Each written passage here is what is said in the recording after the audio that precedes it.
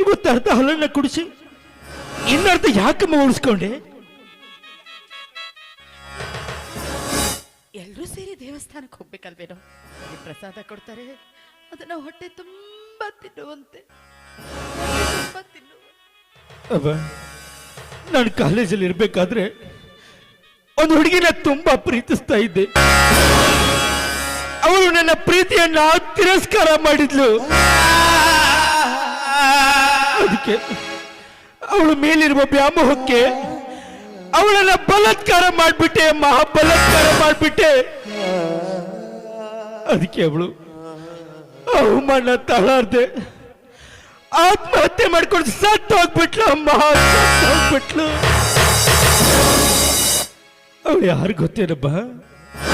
ಅವಳು ಬೇರೆ ಯಾರು ಅಲ್ಲ, ನಮ್ಮ ಮನೆಯಲ್ಲಿ ಜೀತದೊಳಗೆ ದುಡಿತಾಳೆ ರುದ್ರ, ಆ ಬಡ ರುದ್ರನ ಮಗಳು ಅಂಬಿಕಾ. ಅಂಬಿಕಾ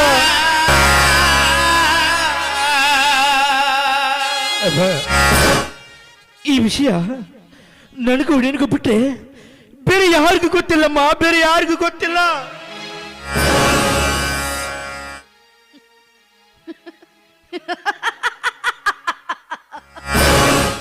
ಯಾಕೆ ಬಡಕ್ತಾ ಇದೆಯಾ? ಬೆಕ್ಕು ಕಣ್ಣ ಮುಚ್ಚಿಕೊಂಡು ಹಾಲು ಕುಡಿದ್ರೆ ಪ್ರಪಂಚಕ್ಕೆ ತಿಳಿಯೋದಿಲ್ಲ ಅನ್ಕೊಳ್ಳುತ್ತಂತೆ. ಅಂದ್ರೆ ಈ ವಿಷಯ ನಿನಗೆ ಮುಂಚೆನೆ ಗೊತ್ತೇನಮ್ಮ? ತಾನೆ ನೀನೇ ಹೇಳ್ದೆಲ್ಲೋ, ನೀನೇ ಹೇಳ್ದಿಲ್ಲ.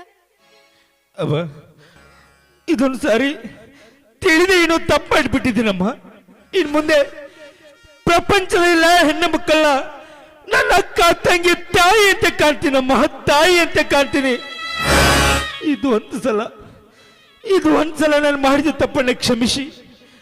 ಮಗು ಮಹಂತೇಶ 100 ವರ್ಷ ಚೆನ್ನಾಗಿರೋ ಮಗನೇ ಅಂತ ಈ ನಿನ್ ಮಗನ ತಲೆ ಮೇಲೆ ಕೈ ಇಟ್ಟು ಆಶೀರ್ವಾದ ಮಾಡುವ.